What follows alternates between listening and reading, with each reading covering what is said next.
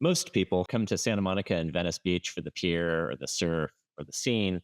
But if you're a fan of architecture and you know where to look, this area is a great archive of Frank Gehry's early career. He lived here, he worked here, he built here, from parking garages to boardwalk houses, and even a building that you enter through a giant pair of binoculars.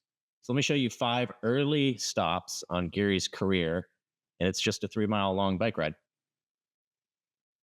So our first stop here is the Santa Monica Place parking garages built 1979 to 1981. This is where Gehry created a huge canvas and the layering of chain link fencing to spell out Santa Monica Place. The experimentation and basic construction materials is incredibly effective here.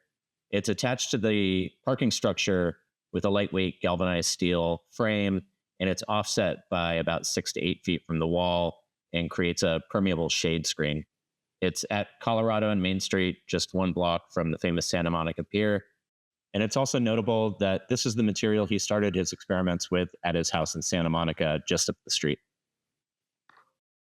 And the next stop is just up the bike path, about a quarter of a mile, and that's the Edgemar complex. It's a lesser known Gehry work.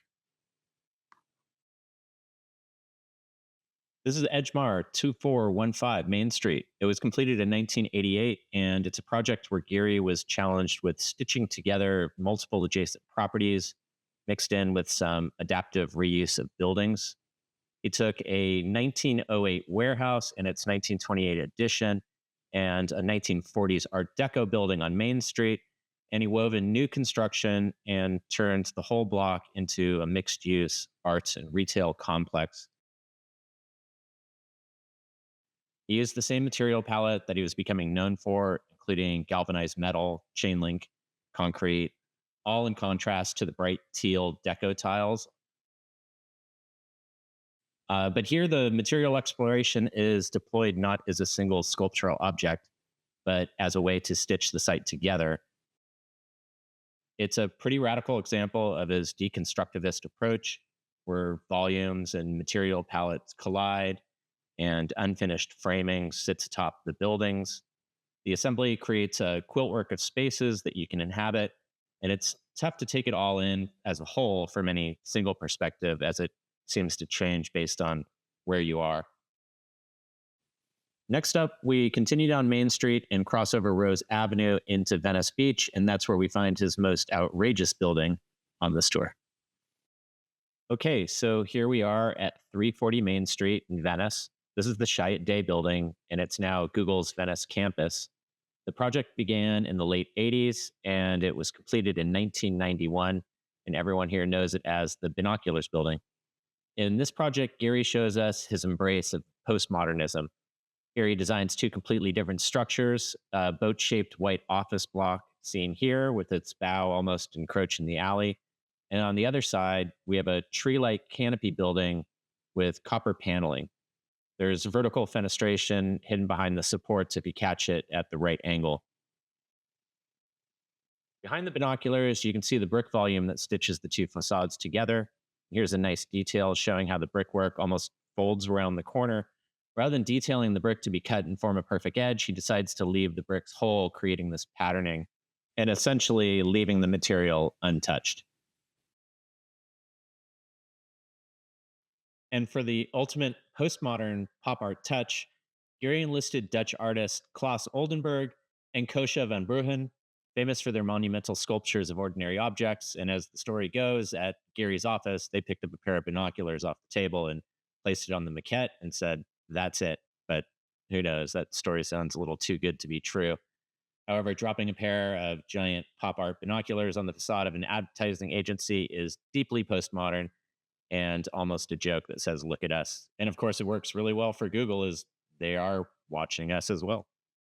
Okay, so our next stop is just 2 blocks away, and it's a project that's one of Gehry's earliest ones in Venice. And the project next door, surprisingly, isn't his work.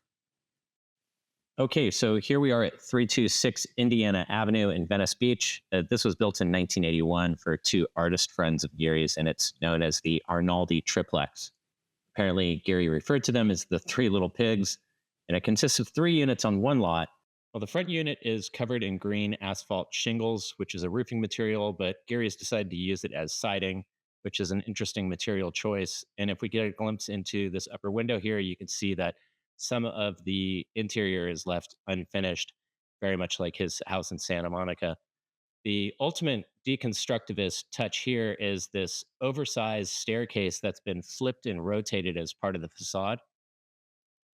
Underneath it, you can see a break for the window behind it. Dennis Hopper, the actor, bought the property and had this built by another architect, not Frank Gehry, but his response to Frank Gehry was another material that Gehry likes to use, and that's the corrugated metal. And now for our final stop on the bike ride, we'll head to the Venice boardwalk to see the very iconic Norton House. Okay, so here we are at Oceanfront Walk. This is the Norton House, completed in 1984. And the clients, artist Lynn Norton and writer William Norton, they came to Gary after seeing his Santa Monica house, and they wanted something that had the same spirit, but right here on the Venice boardwalk and facing the ocean. So Gary gave them something completely unique and a deconstructivist representation of Southern California beach life. Here we can see the stacked offset volumes and another mix of eclectic materials. We have bright blue tiles, concrete block, timber logs, just standard metal railings. Again, Gary he uses ordinary materials in a very intentional manner, and the house steps back from the boardwalk on three levels. It protects the privacy while staying fully open to the ocean light. And then there's that room at the front of the lot, and everyone calls it a treehouse because it's perched up on this pillar like a watchtower. And Gary designed it as a writing room for William Norton, but its real inspiration is the lifeguard towers that are all along the beachfront. And in a textbook demonstration of the deconstructivist method, he takes a known cultural object that's so familiar here that it's almost become invisible, and then he breaks it down into components and reassembles them, stripped of their original context.